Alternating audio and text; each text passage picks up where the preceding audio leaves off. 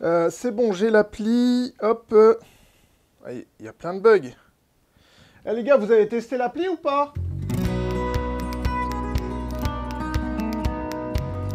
Qu'est-ce qu'un bêta-testeur? Dans cette vidéo, je vais vous expliquer le cycle de développement d'une application mobile ou d'une application web et comment les développeurs et les ingénieurs travaillent. Alors, le développement, c'est toute une histoire. Avant, il faut commencer par comprendre ce qu'on veut développer. On commence par, en général, préciser les fonctionnalités qui vont être présentes dans l'application, et on appelle ça le cahier des charges. Cahier des charges fonctionnel, cahier des charges techniques. Et si donc vous êtes amené à vouloir développer une application et que vous n'êtes pas technique, eh bien la première chose dont il faut parler avec un développeur, c'est ça. Quel est le cahier des charges? Comment vous allez lui formuler, lui formaliser votre besoin? Vous avez une idée, vous voulez développer une application, mais vous avez, vous, une idée qui est fonctionnelle. J'ai envie de placer un bouton là, j'ai envie que lorsqu'il clique là, ça fasse ça, etc. L'ingénieur, en fait, ou le développeur, lorsqu'il entend ça, il traduit ça instantanément en « tiens, comment je vais développer ça, avec quelle technologie, comment je vais m'y prendre ?» Et il a besoin, en fait, que vous formalisiez, en fait, toutes ces informations. Alors ça, c'est la première étape.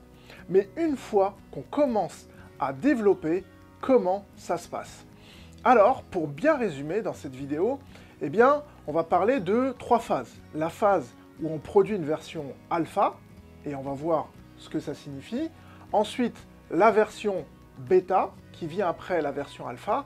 Et enfin, ce qu'on appelle la version officielle, ou en anglais, la release.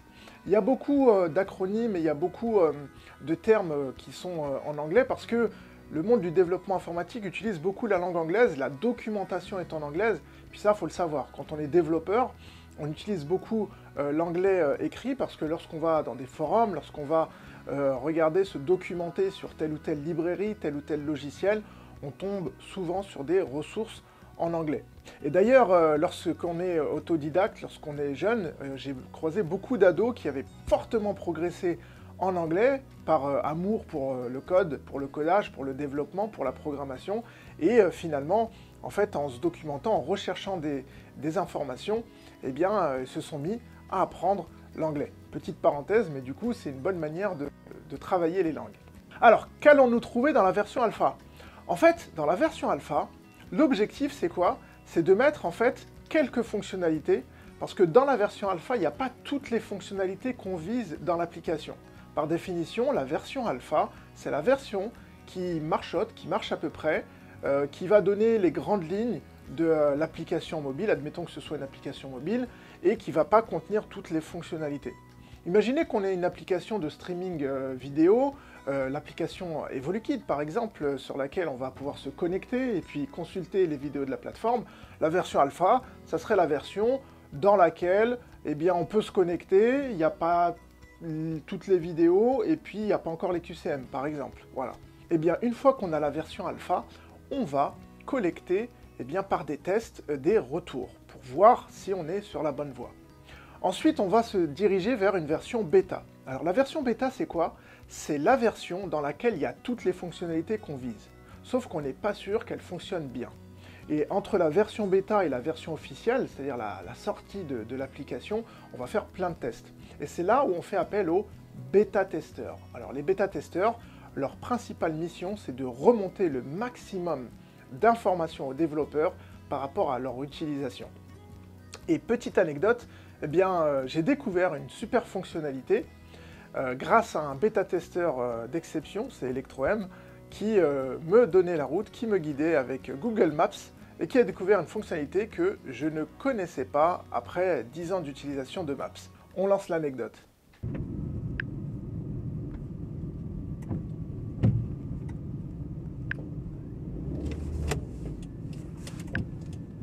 Eh papa, tu savais qu'on pouvait changer l'icône là, le triangle? Ah bon? C'est-à-dire? Ouais. Bah, on peut changer, regarde. Là, regarde, tu veux mettre quelle voiture? Comment ça? Ah, la flèche? Oui. ça fait des années que je l'utilise, j'ai même pas vu. Vas-y, bah mets la voiture jaune ou rouge. Ok, la rouge. Trop fort, magnifique. Alors, vous avez vu, ElectroM a découvert qu'on pouvait mettre une voiture à la place de la flèche sur Google Maps. Et ça, je ne le savais pas. Bon alors là, c'est pas exactement du bêta-test, parce qu'on a dit que le bêta-test concernait en fait la version bêta et pas la version officielle. Mais en fait, c'est le genre de test que vont faire les bêta-testeurs pour vérifier si les fonctionnalités fonctionnent bien et vont remonter des informations. Et ce qui est intéressant, c'est que d'un bêta-testeur à un autre, l'approche est forcément différente. On est tous différents, on comprend les outils différemment. Ça s'appelle l'ergonomie. Et puis aussi, la curiosité n'est pas la même pour un utilisateur par rapport à un autre utilisateur. Et là, Electro-M, il a été curieux, il a cliqué, il a trouvé une fonctionnalité. Chose que moi, je ne fais pas. D'ailleurs, quand je joue à Fortnite avec Electro-M, je ne mets pas 10 minutes à choisir mon skin. Alors que lui, il passe autant de temps pour choisir son skin. Vous voyez, on a une utilisation différente des outils.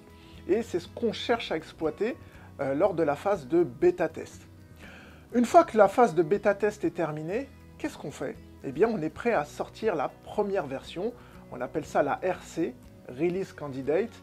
La RC, après on part sur un cycle de production, et là on est véritablement en production. Voilà, donc le développement finalement c'est très simple. La phase de développement d'une application, elle est simple.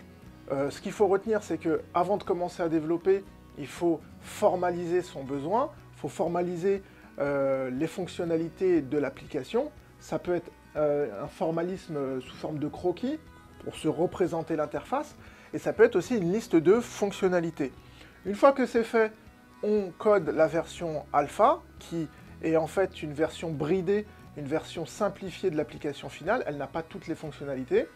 La version bêta qui a toutes les fonctionnalités qu'il faut tester. Et enfin, la sortie de son application. Et voilà, vous en savez tout. C'est une première vidéo introductive au développement.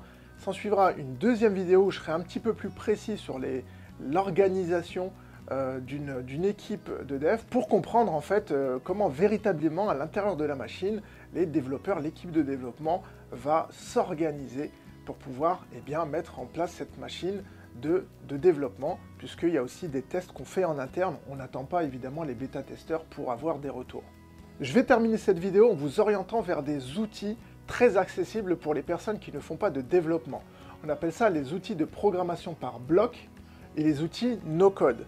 Vous pouvez regarder d'ores et déjà l'outil App Inventor qui sert à pas mal d'entrepreneurs, à pas mal de personnes qui ont déjà une idée grossière d'une application qu'ils voudraient développer. Et avec ça, ils ne vont pas avoir besoin de coder.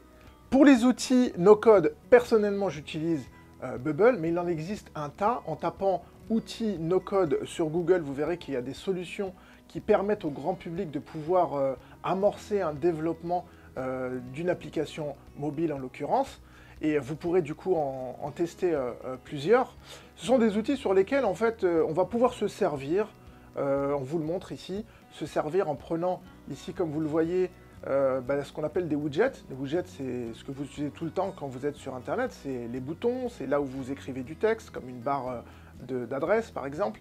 On utilise tout ça, on va les placer simplement avec la souris, et derrière, sans écrire du code, avec une technique de graphe par exemple, on va pouvoir élaborer en fait le workflow, c'est-à-dire la manière dont l'application va être utilisée.